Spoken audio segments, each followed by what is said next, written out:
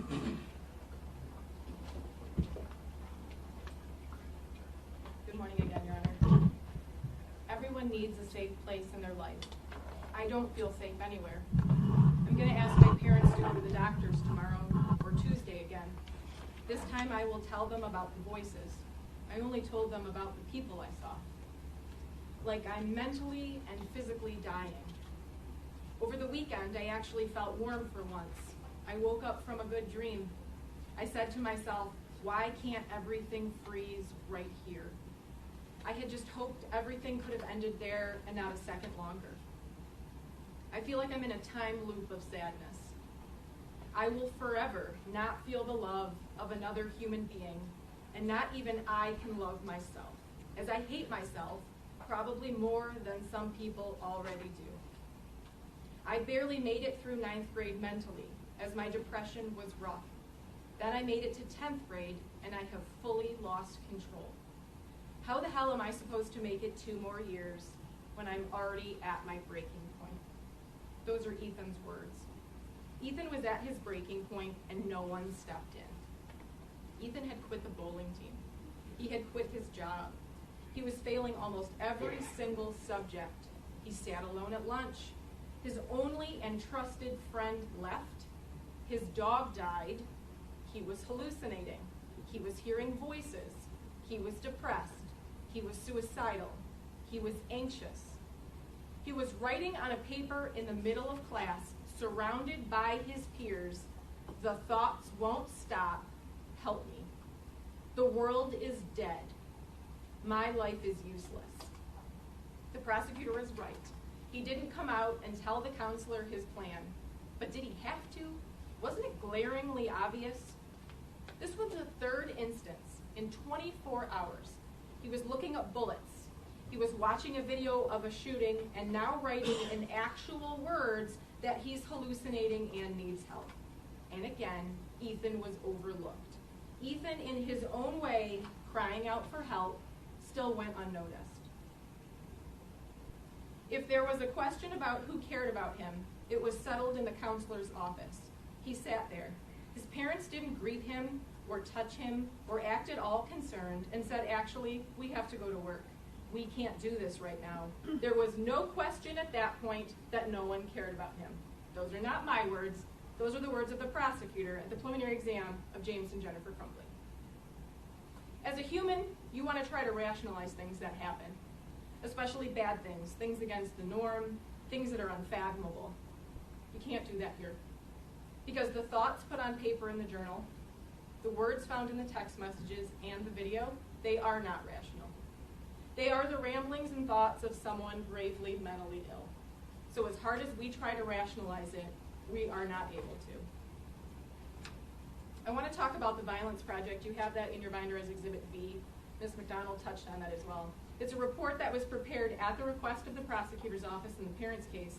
Dr. Jillian Peterson testified in a Daubert hearing after examining much of the same evidence that you've been presented with here today. In that report, she states that the road to violence is a long, slow build over time, with the perpetrators providing numerous warning signs to people around them. The intervention needed to stop a mass shooting is often simple: a human connection, providing hope, seeing someone else's pain. She says that there is a common misconception by the public that mass shooters are evil monsters who just simply snap and commit a shooting. She goes on to explain the steps on the pathway to violence. She says in step 1, child abuse, exposure to violence, chaotic and unstable home, mental health concerns. Step 2, identifiable crisis point in the days, weeks, or months before their violence. Shooters communicate their crisis to others in noticeable ways, changes in appearance or behavior, or leakage of their plan to others. A final blow can be a major loss, failing a class, rejection from peers, paranoia that becomes unbearable. Step 3, shooters are almost always angry and lonely, and many fixate on a group that they can blame for their circumstances. It is common to blame school, peers, and motivated by a desire to make sure that they're going to make headlines so that they're known forever. Step 4, shooters have access to firearms and to the people that represent their grievances. She found that what is unique in this case is the role that the parents played in enabling him along the pathway to violence and ignoring his requests for help. Again, this doesn't rationalize his behavior, but it gives it context. So when the prosecutor stands up here to argue that the crime itself was so horrible that a life without parole sentence is proportionate, I argue that the very report that they had created argues against that.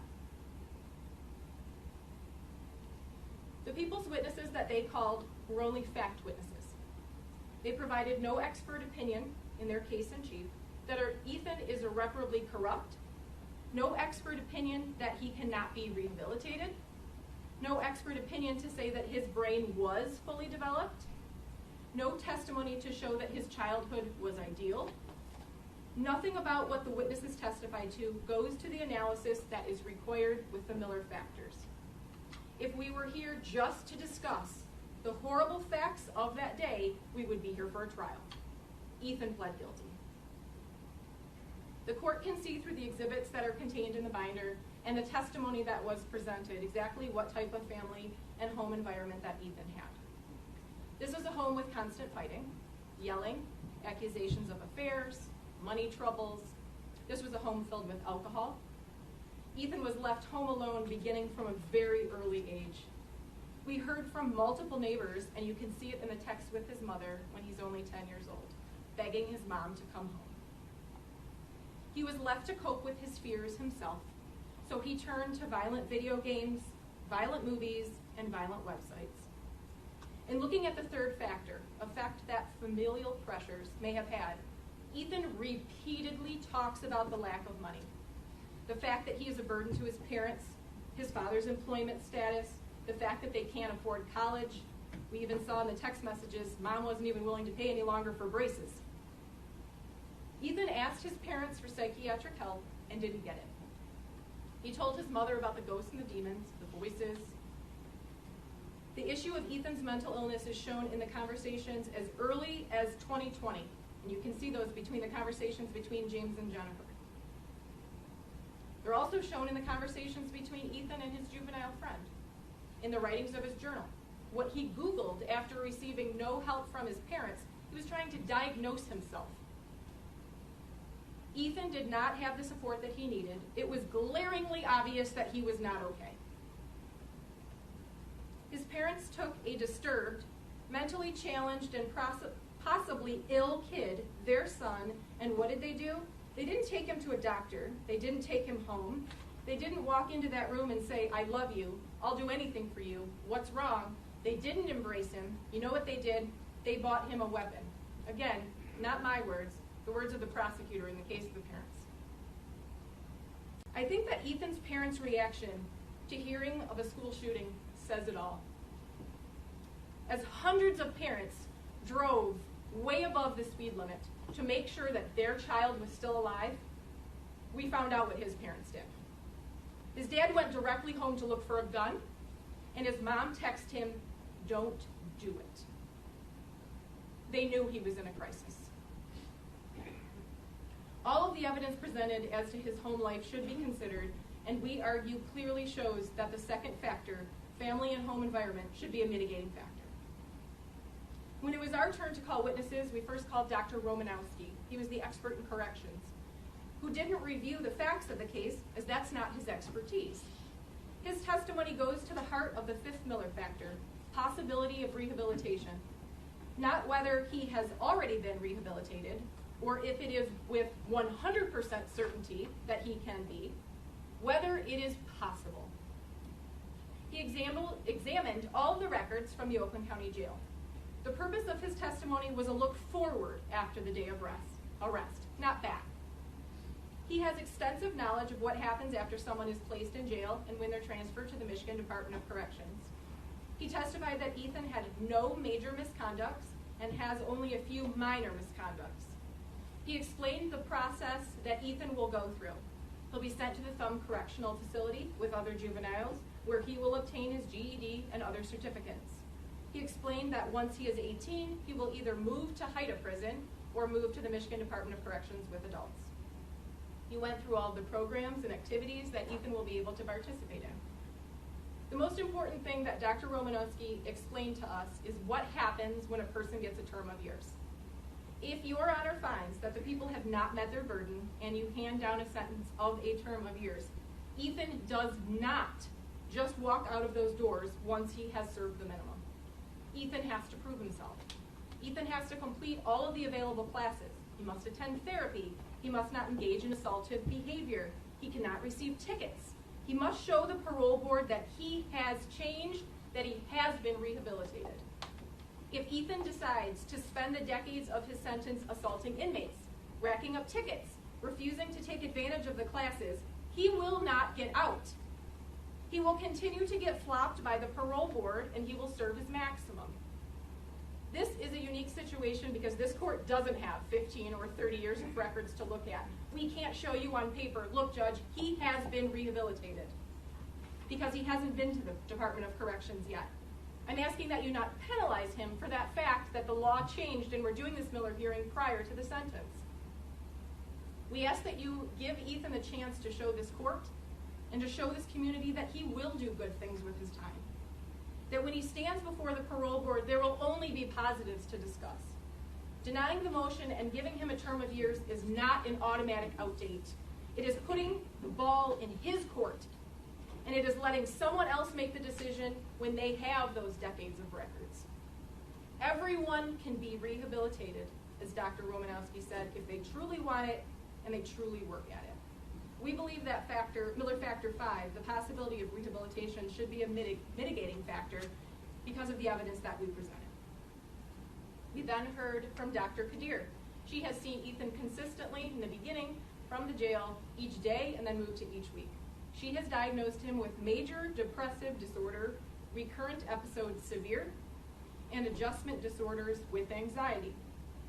These diagnoses are consistent with symptoms such as being hopeless, suicidal, having anxiety, hearing voices, seeing shadows, being unable to sleep, having nightmares, racing thoughts. All of these things Ethan reported, and we can see through the text messages, the video, and the journal. We know that he attends and actively participates in his sessions. He talks through situations, he's taught coping skills, breathing techniques. Ethan is currently prescribed 3 medications for his mental health issues, and he has been taking them voluntarily and consistently since October.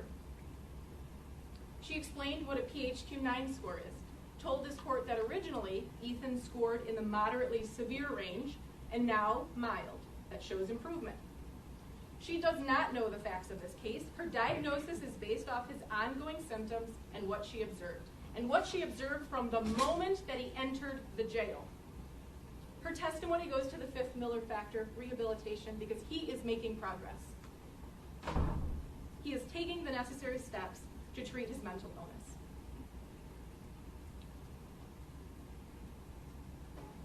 If the prosecutor wants to argue that Ethan is not mentally ill, but simply carrying out this master plan because he is an evil person, does it make sense that when he would get to the jail, he would be depressed, suicidal, and anxious? No. He would be proud. He would be excited that he carried out his plan, and that's not what we see here. We heard from Dr. Keating, an expert in adolescent brain development. His research and studies are extremely complex, but he boiled them down for us. He explained how the adolescent brain is different than an adult. He addressed the first factor in Miller, describing impulsiveness, immaturity, impetuosity, and the failure to appreciate risks and consequences. He explained hot cognition and what happens when an adolescent's thinking is highly influenced by their emotional state. He explained that an adolescent may not be able to get off a runaway train even after realizing it's headed for disaster. And I know Ms. McDonald addressed this. In my redirect of Dr. Keating, I asked, does the train ride have to be a short one, or can someone get off and get back on and get back on and get back off and still be on a runaway train with the ability, not having the ability to get off of it? He agreed with me, yes. So I agree. It may have been a long train ride, but it was clear it was headed for disaster and Ethan was unable to get off. planning, research, and premeditation does not change the research findings that he presented. He says that there are no scientific studies or empirical data that can conclude that an adolescent is irreparably corrupt. I ask you to focus on section 7 of his paper, resilience. 2 major processes have been found to promote resilience: social connection and mindfulness. The connections don't need to be within the immediate family. They can be teachers, mentors, doctors.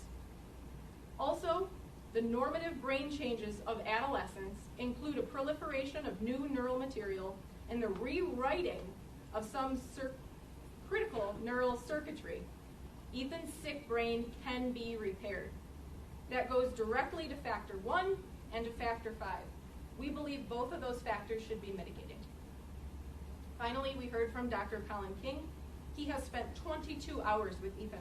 He has performed a litany of tests to confirm that Ethan currently has mental illness, that Ethan suffered from debilitating mental illness leading up to and on November 30th. His brain was on fire. That the journal, the text, the searches, the bird videos, the ramblings, they're all indicative of mental illness. That with proper intervention from school staff, counselors, and parents, this could have been stopped. That with continued therapy, medication, and a controlled environment with positive relationships, he can be rehabilitated. The prosecutor spent over 4 hours picking apart the report of Dr. King. The sentence form, the choice of words, what he didn't include, accused him of copying someone else's report, questioning his authority. But what they didn't spend a lot of time on is actually attacking his method of testing, the testing results, the graphs, and his actual finding. In their case in chief, they called no expert to refute the findings of Dr. King. No one came in here and told you he performed these 20-plus tests incorrectly, and here's why. They didn't like what Dr. King was saying, so instead of finding an expert to agree with them and their point of view and come in to disprove his analysis, they attacked how he wrote the report.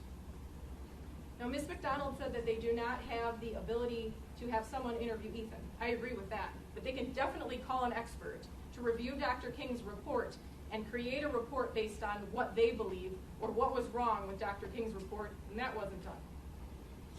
Finally, the people called Dr. Anaker as a rebuttal witness.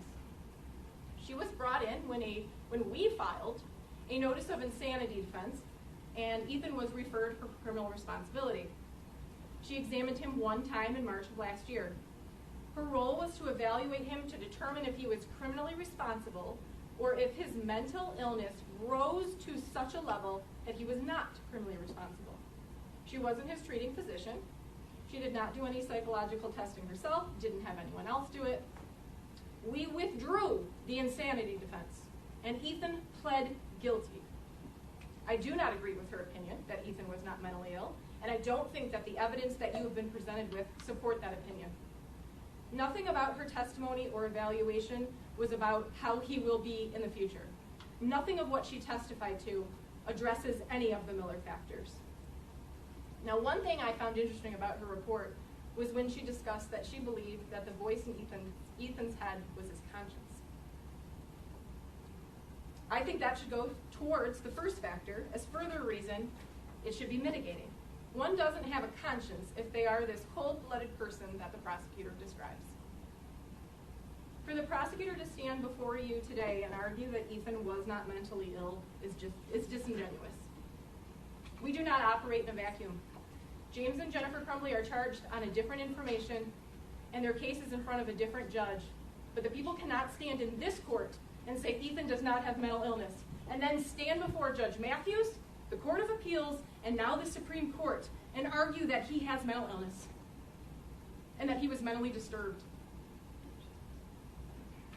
Their court filings are full of statements and arguments that support their belief in that case that he has mental illness. I want to go over a few of those. Preliminary examination held in front of the Honorable Julie Nicholson, February 24th of 2022. These are the words of the prosecutor. Both Jennifer and James Crumbley knew that the evidence showed that their son was experiencing disturbing mental health issues in the months leading up to the shooting.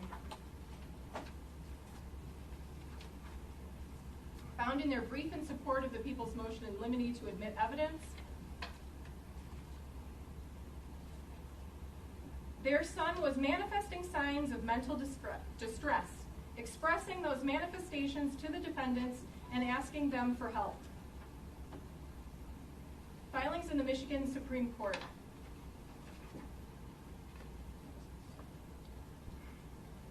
Those devices and social media search warrant returns produced evidence showing that defendant's son was displaying signs of being in crisis, reporting hallucinations, and asking for help. We have one set of facts here. You can't stand in two different courtrooms and argue two different things when it's one set of facts.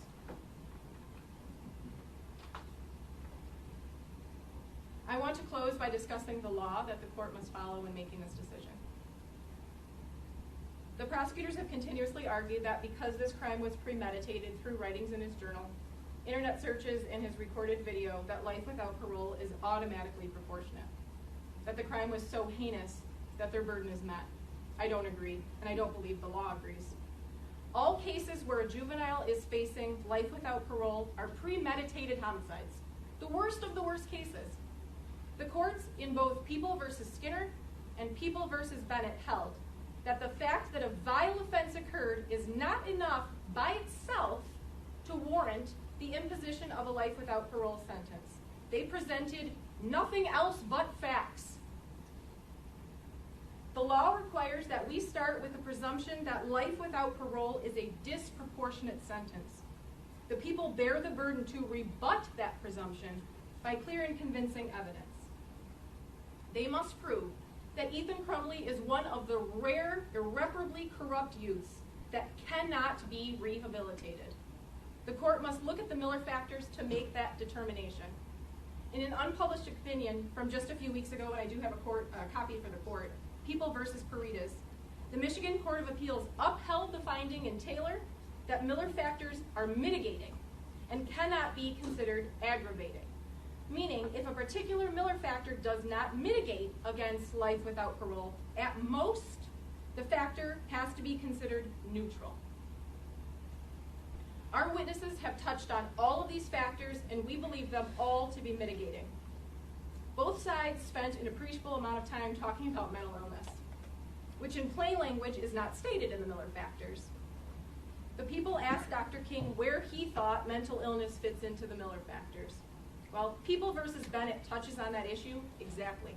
In that case, the defendant was also a youth who had a turbulent family history and untreated mental illness until he was incarcerated.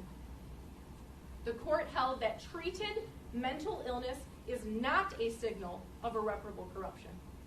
Mental illness is universally recognized as a mitigating factor.